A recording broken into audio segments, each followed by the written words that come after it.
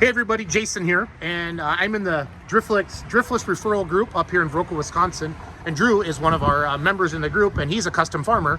And today Drew's gonna show us how a large baler works. So before we do that, Drew, what do you all do? Like for farmers in the area, what can you do? What custom farming do you do? I do round baling, big square baling, subsoiling, and then for a couple of my baling customers, I have a corn planter and a grain drill that I try not to do a whole lot with, but I will for them because they're obviously already customers, and I like to help them out as much as possible. So. And the 606-1999, that's your cell phone number, I'm assuming? Okay, perfect. So if anybody wants to get hold of Drew, that's how you do it. So. Had it since I was 14. Since you're 14 years old? Yep. Nice. Stole mom's cell phone so I could Well, start you're my only business. 22 now, so that's 8 years ago. So Yeah. it's all good. So I want to know, show us, how does a large baler work? So is this a big part of your business, Drew? Yes, this is what majority of my business is. When I first started 20 years ago with the round baler, obviously these weren't real popular in the area yet. So I was making... Like round bales in general? Round bales in general. Okay, because of the size? Well, the square bales weren't popular because they just... Kind of like the big self-propelled choppers and stuff, that big equipment wasn't relevant to the small farms in this area. Okay. Even the round bale, like my round baler makes a 5x6 bale. Even to some small farmers around here, that's still too big of a bale. Like I'll make a 5x5 bale because they have smaller tractors, smaller skid steers, and stuff like that. So when I started, a lot of guys were still doing small squares. Okay. And then to feed cows in the barn and stuff like that, but they wanted round bales to feed outside in the pasture. And my uncle was doing it when I was younger, which got me interested when I was 14. He was getting out, and I'm like, that's something that I wanted to try, and Yep. the rest is history, kind of, shall we say. No, I like it. And I like it. No, but it's good to understand the history of that. And if I'm the first time watching this and I don't understand, why you do a round versus a square, et cetera, it's good to have some factual data from an actual farmer. Yep. On the who's and the hows and the whys and the won'ts. So. Yep. And then I strictly round baled until 2012 when I bought my first big square baler, when they were already somewhat popular in this area, and another custom operator was getting out of the big square baling, and I figured, well, what better time than any to expand my business and try it out. And that's when it more and more popular. A lot of my guys were getting out of cattle and stuff like that, so they were selling majority of their hay. Okay. And square bales haul better. If you've got the storage, they store a lot better because you can obviously pack a lot more square bales in the same area that you would a round bale in a shed. And so then I was doing a lot more of the square bales, and more of the round bales were my smaller guys or like corn fodder. Gotcha. A lot of guys will bale corn fodder in the fall or spring for bedding. And some guys like me, for our beef, I feed corn fodder to stretch the hay out. It's more of a filler. There's no nutritional value to corn stalks other than it's like popcorn for cows. It fills them up and keeps popcorn them from... for cows. I like that. It keeps them from eating too much hay. Gotcha. Because if a cow's hungry, they'll just sit there and eat. Yeah, they'll eat the whole thing, and then they get sick and they die. Yep.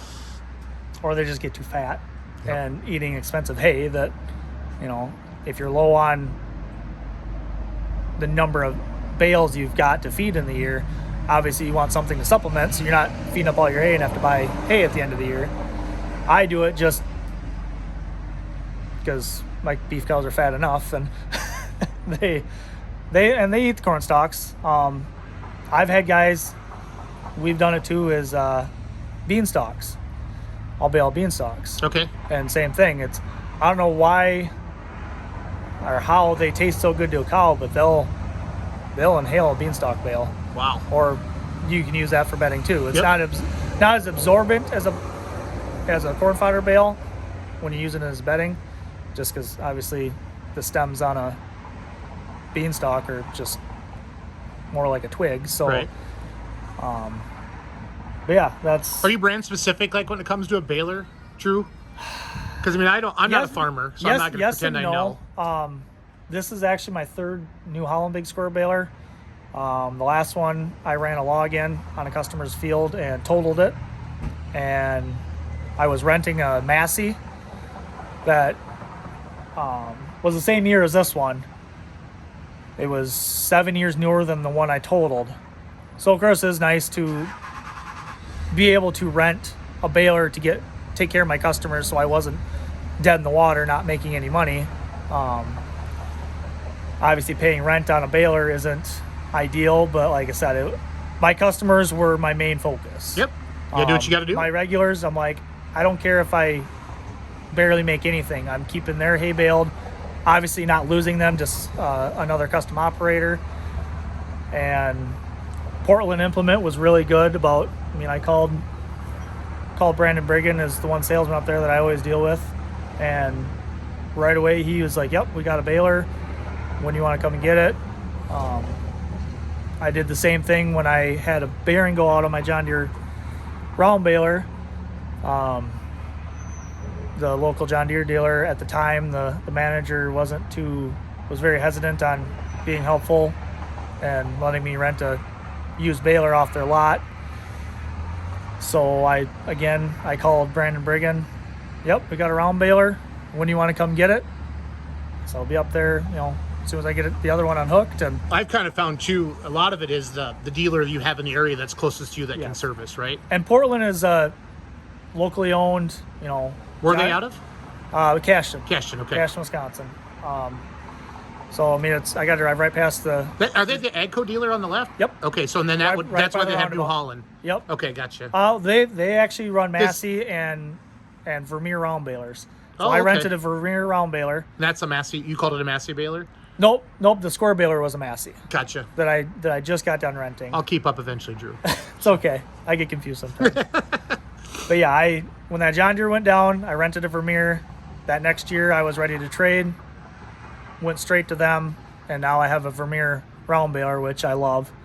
So of course, our farm is. So this is your square baler? This is my square baler. Oh, I thought this was a round baler. Nope. Oh, okay. Nope. I'm confused. So, I grew up 3 miles from the local John Deere dealer, and so I've, just like anybody, you grow up liking the brand that you most deal with. While being 3 miles from a John Deere dealership, obviously everything that's on our farm is John Deere. Yep. And now as I've gotten older, I've gotten a little wiser, and of course my wife is a Case IH lover, because same thing. That's all they dealt with on their farm was they've got all Case IH and internationals and all that. And so as I've gotten older, I've obviously, just like being brand specific to trucks or cars, that Vermeer baler, majority of my round baling is corn stalks now. Okay. So that Vermeer just inhales corn stalks. They're heavier built. The components are heavier and last longer than that John Deere. So I fell in love with that when I was renting it. I'm like, well, this is what I want as my next replacement.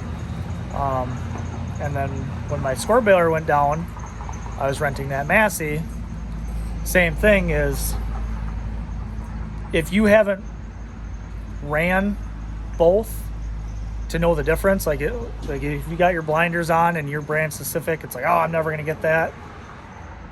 If you haven't tried out, like I love trying out equipment just because I just love running equipment. So why not demo it and see what I like and see what's better than what I've got. And while it was nice that I was able to rent that baler and keep going, just some of the creature comforts that I'm used to with my New Holland balers were far outweighed that Massey. And I can explain it when I go through with explaining the baler, but yeah, it's, if you haven't ran both, it's pretty easy to explain for the most part, but if you don't know how they work, you're kind of oblivious to how they benefit me just running it and, as my business kind of thing. Oh, it makes sense. So It makes sense. I mean, the average person that's going to probably watch this video just sees this stuff in the field as we're driving by. Yes. You know what I mean? And Yes. I have a pulling tractor, but I'm a city boy. You know what I Yep. mean? I'm a mortgage lender. Yep. I don't know anything about farming except pretty much all my friends do it. Yeah. So that's why when I mow now, because, Snapchat's full of everybody harvesting. All my pulling buddies from Missouri and Illinois. Oh, yeah. So I always show everybody mowing the lines in my yard now. So I did see that the that's other day. I said I mow 2 acres, or I farm 2 acres with my Simplicity There you Conquest or something like that. I was having fun with it. All right, so let's get into the baler then. So it says New Holland. Yep. It's a corn. Yeah, it's a. Look at all that twine. That's crazy. Yeah, that's A big baller. I'm being funny, but that's what I would do. I'd put an elevator. yeah. We should put another L Big on there. baller. What's it? I should put a beer money sticker on here, don't you should. think? I'm gonna do that. Big Baler 330 crop cutter. Okay, what year is this? It is a 2013. 2013. And what did you say one of these new is, like 135, 165? I can't remember. It's in that range. I mean, there's obviously, just like a vehicle, there's all different options. There's 2 different tire options. This is they call it a steerable tandem. Steerable tandem. Yep. Okay.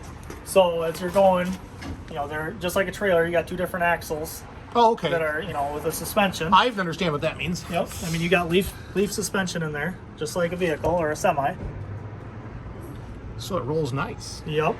Yeah, it's supposed to ride smoother, which it does through the field. Takes some of that tongue weight away. With the other option is just, they call it's just a single wheel, which the tire is about this high. It's just One big dog. one big flotation tire on either side. Gotcha. And the front axle is rigid. Okay, so this is Doesn't move. stiff. Gotcha. Yep. No leaf. Doesn't turn. The steerable tandem is the rear one. Oh, okay. If you look under there, Yeah, I see. it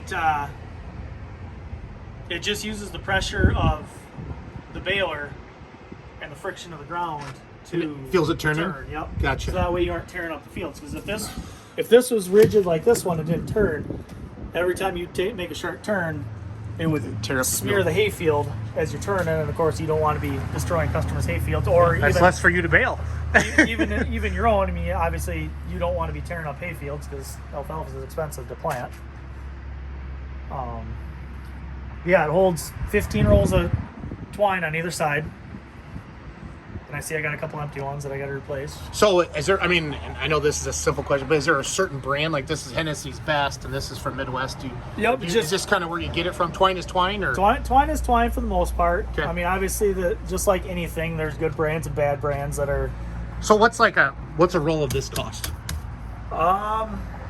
Currently, I think from Hennessy down in Dodgeville is where I do pretty much all my business for the most part. I do buy some stuff locally when I can't make it down there. Obviously, down there, it's an hour and a half away, and their bulk price is a lot better, so it makes the drive worthwhile. Yep. Kind of thing. Because, I mean, usually at the beginning of the year, I buy at least a pallet and a half of this.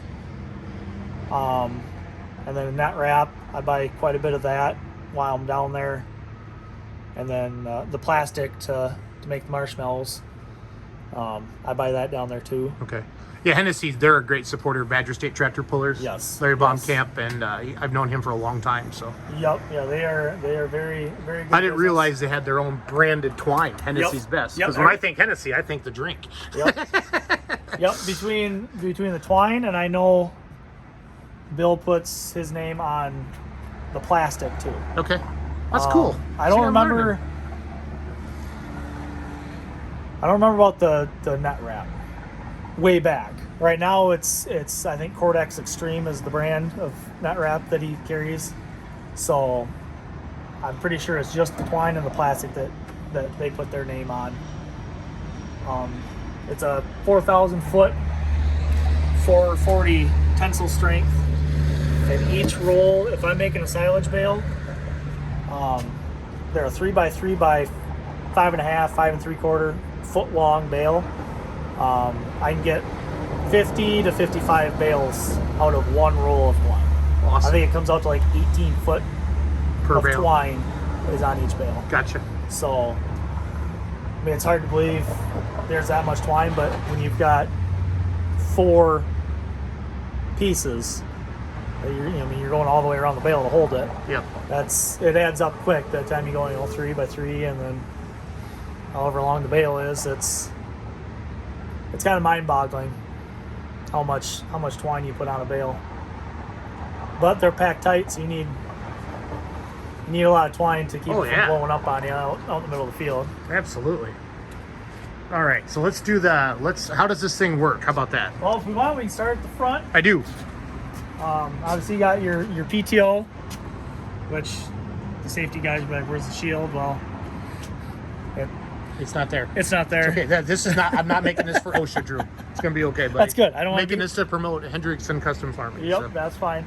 Yeah, you got your PTO comes up to your flywheel, and I don't remember what the flywheel weighs on these, but it's heavy. Obviously, your PTO gets that spinning, and that's what drives your plunger, keeps the momentum of the plunger. Because if you just relied on, even on the small square bales, you relied on the PTO, that's a lot of strain every time that plunger hits, coming back to the tractor. How big of a tractor do you need to run a piece of equipment this size? Is there a horsepower rating, Drew? They say you can run a big square baler.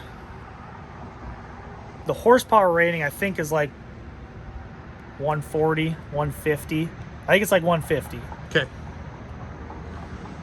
Obviously, like any equipment,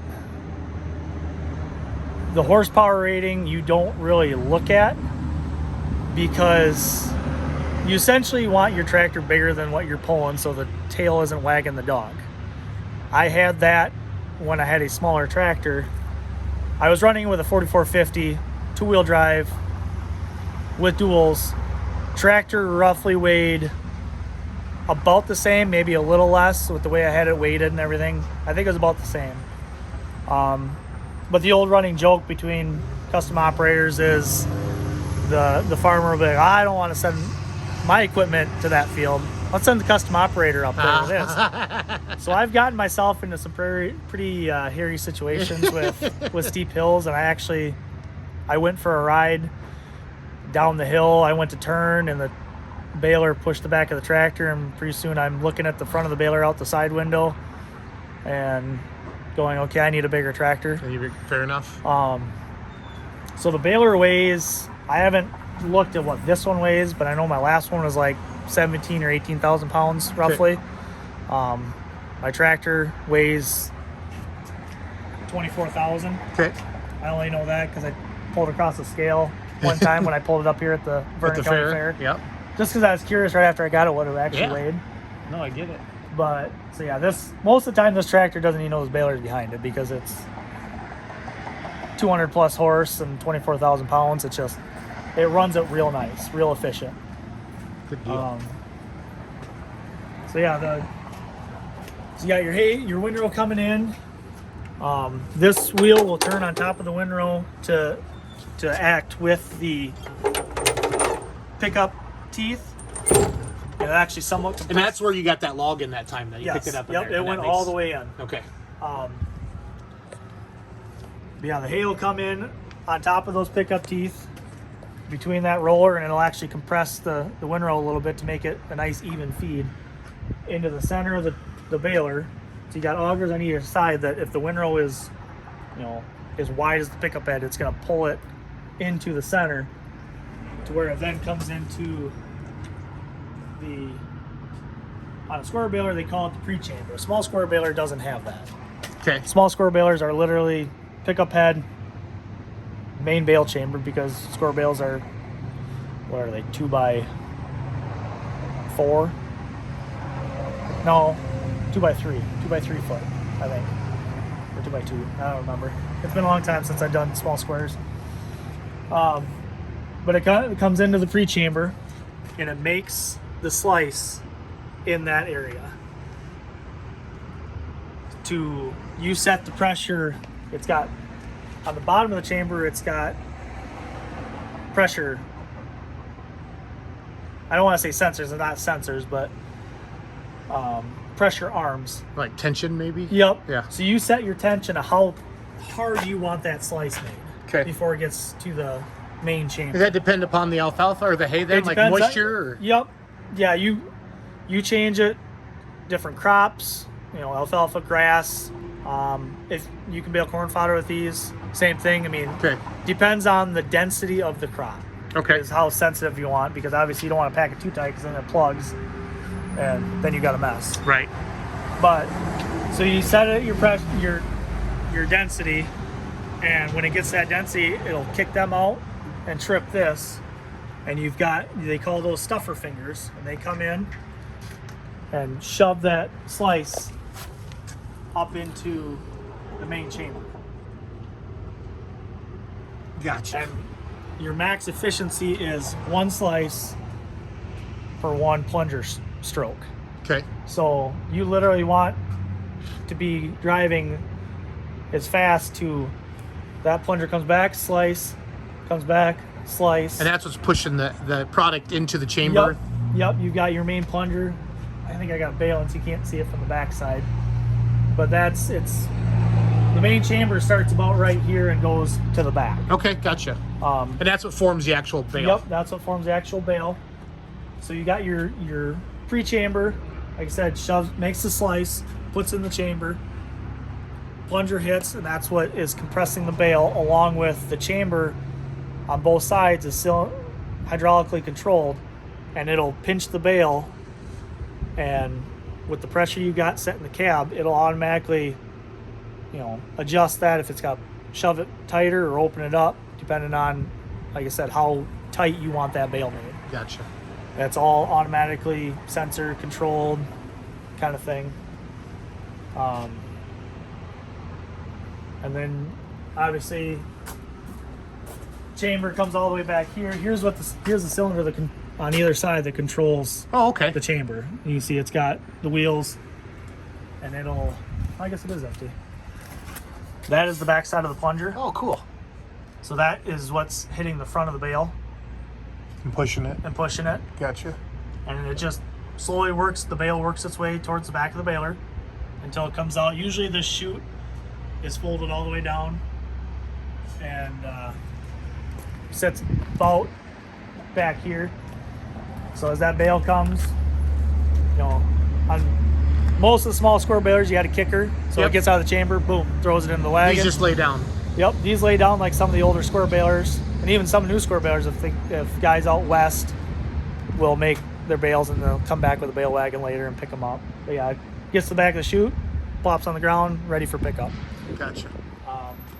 Here's that other cylinder here, and then that is your preservative tank. Okay. If you're making dry hay, there's 3 different pumps associated with that baler or that tank. They're on the front side of the tank, so you can't really see them. Okay.